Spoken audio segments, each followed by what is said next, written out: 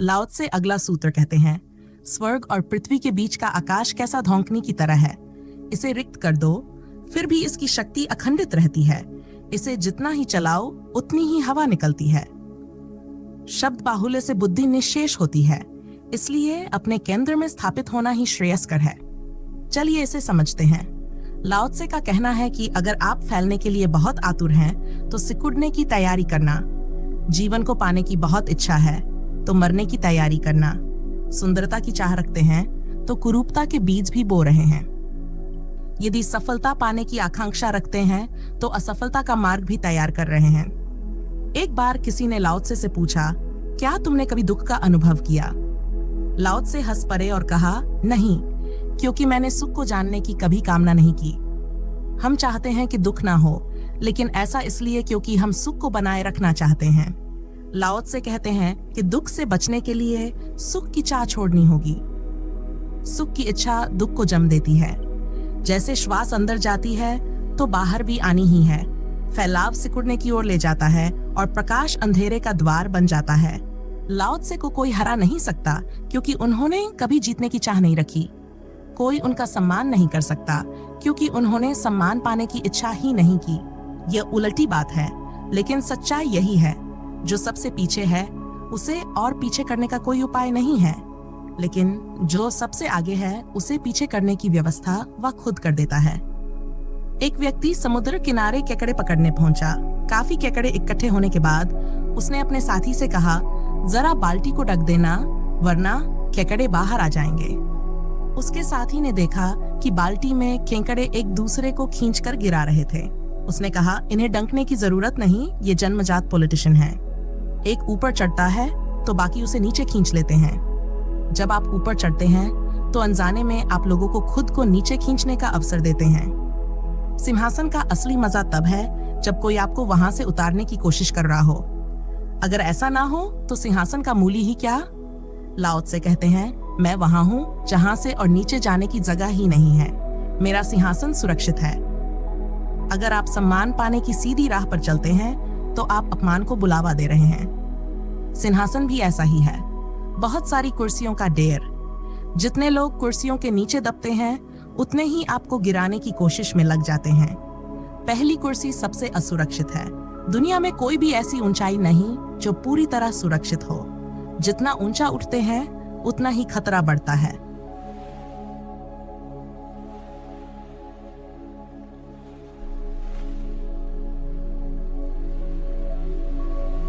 लाओ त्से इस उल्टी बात को जानते थे। यही उनके ज्ञान का रहस्य था। अंतिम ही प्रथम हो सकता है। जो खाली है वही भर सकता है। सम्मान पाने की सीधी इच्छा अपमान का मार्ग बनाती है। उल्टी बात को समझना ही असली बुद्धिमत्ता है। लाओ त्से कहते हैं, हमारा मन चीजों को सीधे पाने का होता है, क्योंकि हमें विपरीत का कोई भी अंदाजा नहीं है। लेकिन अगर विपरीत का पता हो, तो हम उस महान कला को जान सकते हैं, जिसका नाम धर्म है। धर्म हमें सिखाता है कि अगर परम जीवन पाना है, तो पहले परम मृत्यु के लिए तैयार हो जाओ। इसी क्षण मर जाओ और तुम्हें परम जीवन प्राप्त होगा। धर्म कहता है, अगर ऐसा धन चाहिए जिसे कोई चुरा ना सके, तो खुद को निर्धन मान लो। अगर प्रतिष्ठा चाहिए, तो पहले खुद ही अपनी अप्रतिष्ठा को स्वीकार कर लो। लाओ त्से कहते हैं, यह अस्तित्व दो विपरीत ध्रुवों पर चलता है, जैसे लुहार की धौंकनी। जब धौंकनी खाली होती है, तब उसकी शक्ति खत्म नहीं होती, बल्कि और भी पूर्ण होती है। शून्य में पूर्णता की शक्ति होती है।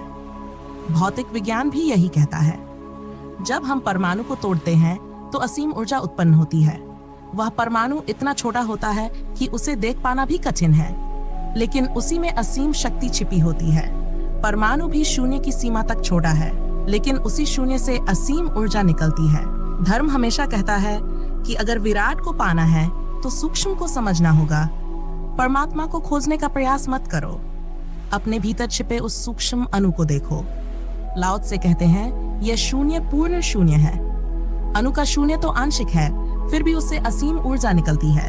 अगर पूर्ण शून्य को समझ लिया जाए, तो उसमें छिपी ऊर्जा की कल्पना भी असंभव है। ईशी कहते रहे हैं कि यह पूरा जगत शून्य से उत्पन्न हुआ है। हमारा गणित उल्टा है। हम सोचते हैं कुछ तभी निकलेगा जब वह पहले से भरा हो, लेकिन लाओ त्से कहते हैं, शून्य ही वह स्थिति है जिसमें अखंड शक्ति छिपी है। लाओ त्से कहते हैं कि अखंड शक्ति को पाने के लिए शून्य हो जाना जरूरी है। यह वैक्यूम की तरह है जो खाली होकर भी अपनी ताकत नहीं खोता। लेकिन हम सब अपनी जिंदगी को क्षुद्र चीजों से भर लेते हैं। धन, पद, मकान, फर्नीचर। हमारा अंतर्मन कबाड़ की दुकान बन जाता है। हम हिलने डुलने में भी कठिनाई महसूस करते हैं। इस तरह हम उस अनंत ऊर्जा से कट जाते हैं जो शून्यता से आती है।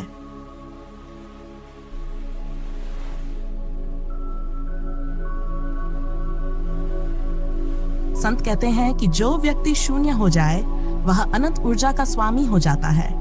शून्यता को समझने के लिए हमें यह जानना होगा कि हमारी जीवन की धौंकनी को खाली करना कितना आवश्यक है।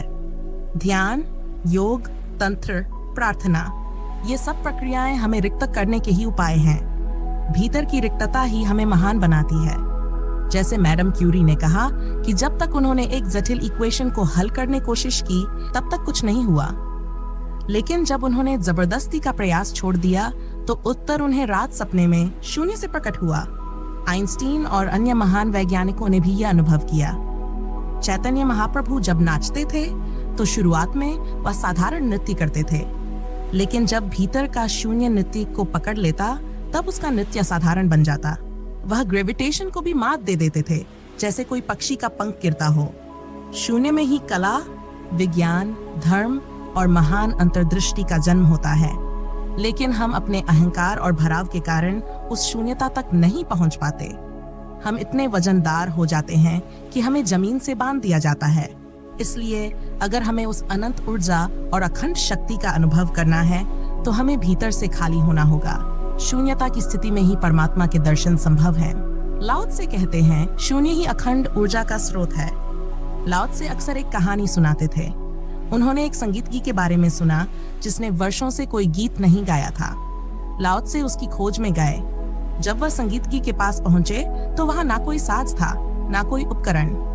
संगीतज्ञ बस एक वृक्ष के नीचे बैठा था। लाओ त्से ने पूछा, तुम्हारे पास साज नहीं, फिर लोग तुम्हें संगीतज्ञ क्यों कहते हैं? संगीतज्ञ ने कहा, साज की जरूरत तब तक थी जब तक संगीत स्वयं नहीं आता था। अब संगीत खुद मुझसे प्रकट होता है। गाता था जब तक गीत स्वयं ना आते थे, अब गीत खुद ही आ जाते हैं। लाओ त्से ने कहा, मुझे तो कुछ सुनाई नहीं देता। संगीतज्ञ ने जवाब दिया, यह सुनने के लिए तुम्हें ठहरना होगा, धीरे धीरे सुनाई देगा। लाओ त्से वहां रुका और शून्य के संगीत को सुनकर लौटा। शिष्यों ने पूछा, कैसा संगीत था? लाओ त्से ने कहा, वह संगीत शून्य का था। वहां कोई शब्द नहीं थे, बस मौन का सन्नाटा था। असली संगीत तो वही है जहां शब्द समाप्त हो जाते हैं, बाकी सब तो मात्र शोरगुल है।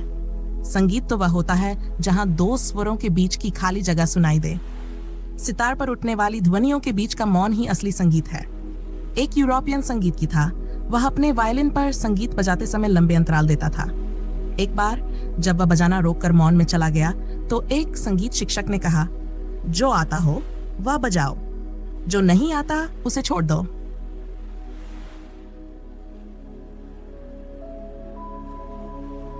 संगीतज्ञ ने उस दिन अपने साज को पटक दिया और फिर कभी नहीं बजाया।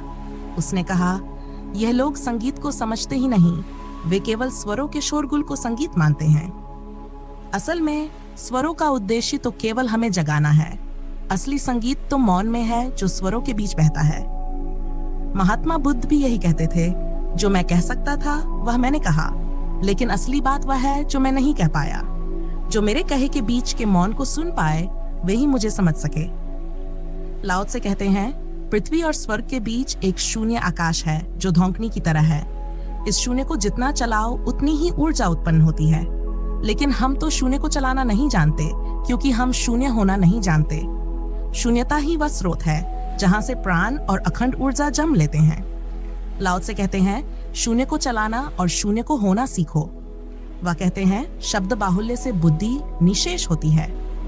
जितने अधिक शब्द भीतर होते हैं उतनी ही बुद्धि कमजोर हो जाती है। लेकिन हमारी सारी शिक्षा तो शब्दों के संग्रह पर आधारित है।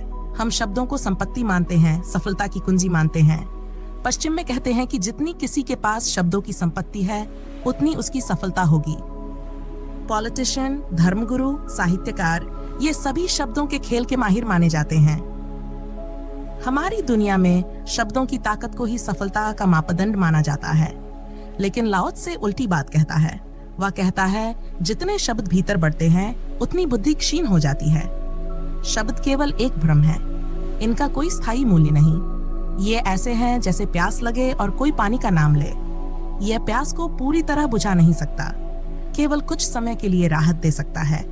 शब्दों का असर इतना गहरा है कि ये हमारी भावनाओं को बदल सकते हैं। अगर कोई आग लग गई चिल्लाए तो भले आग ना हो, हम घबरा जाएंगे, भागेंगे, लेकिन असलियत में शब्द सिर्फ शून्य है। अगर बार बार ऐसे शब्द दोहराए जाएं तो धीरे धीरे इनका असर खत्म हो जाता है।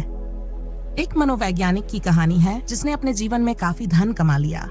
उसने एक गांव में खेत लिया और खेती शुरू की, लेकिन कौवे उसके बीज चुग जाते थे। उसने एक किसान से उपाय पूछा। किसान ने 3 दिन तक बीज फेंकने की नकल की, बिना बीज डाले। कौवे नाराज होकर लौट गए। चौथे दिन जब असल में बीज डाले तो कौवे नहीं आए। किसान ने कहा, यह तो बस एक प्लेन साइकोलॉजी है।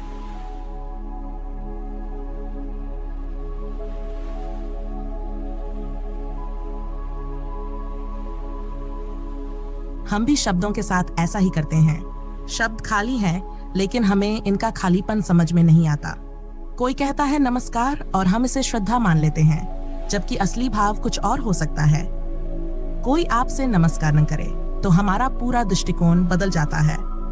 हम शब्दों में ही जीते हैं। शब्द हमारे जीवन का हिस्सा बन गए हैं। हमारा शब्दों से इतना गहरा रिश्ता इसलिए है क्योंकि हमारे पास शून्यता का वह अनुभव नहीं है जो लाओ त्से कहता है। हम भीतर खाली हैं, लेकिन वह शून्य नहीं जिसमें अखंड ऊर्जा का जन्म होता है। हम शब्दों के सहारे जीते हैं क्योंकि हमें अपनी असली शून्यता का बोध नहीं है। जब तक हम उस शून्यता को नहीं समझते, हम शब्दों के भ्रम में उलझे रहेंगे। लाओ त्से कहते हैं, शब्द बाहुल्य से बुद्धि क्षीण होती है। हालांकि लाओ त्से भी अपनी बात शब्दों से ही कहता है, लेकिन यही भ्रम पैदा होता है कि वह भी शब्दों का उपयोग कर रहा है, जबकि वह शब्दों के खिलाफ बोल रहा है। हम इतने पागल हो गए हैं कि अपने आप से बात करने के लिए भी शब्दों का उपयोग करते हैं। 24 घंटे बोलते रहते हैं। इस लगातार बोलने से शब्दों का भार इतना बढ़ जाता है कि भीतर का शून्य हमें दिखाई नहीं देता। लाओ त्से कहते हैं कि इस शब्दों की परत को हटाकर ही अपने भीतर के शून्य से परिचित हुआ जा सकता है। वह शून्य ही हमारा केंद्र है, बाकी सब परिधि है। शब्दों की ताकत असाधारण होती है। एक छोटा सा शब्द हमारी आंतरिक यात्रा शुरू कर देता है। जैसे अगर कोई कुत्ता कहे तो आपका मन उस शब्द से जुड़ी स्मृतियों और विचारों में डूब जाएगा। ये यात्रा कभी खत्म नहीं होती। ये शब्दों का जाल हमें समझने का समय ही नहीं देता। समझ वही सकता है जो शब्द के साथ शून्य होकर खड़ा हो। जब हमारा मन दर्पण की तरह साफ और शांत हो, तभी हम ना केवल कहे गए शब्दों को समझ सकते हैं, बल्कि उन शब्दों के पीछे छिपे भाव और अर्थ को भी महसूस कर सकते हैं। लाओ त्से कहते हैं, शब्दों से हटकर अपने केंद्र में स्थित हो जाओ। केंद्र वह जगह है जहां सब कुछ शांत और स्थिर है।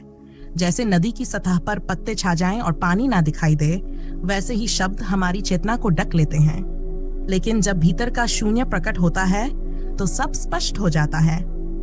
आशा है कि आपको हमारा ये विश्लेषण पसंद आया होगा। लाओ त्से द्वारा बोले गए सभी सूत्रों के ऐसे ही विश्लेषण के लिए हमारे चैनल को सब्सक्राइब करना ना भूलें। धन्यवाद।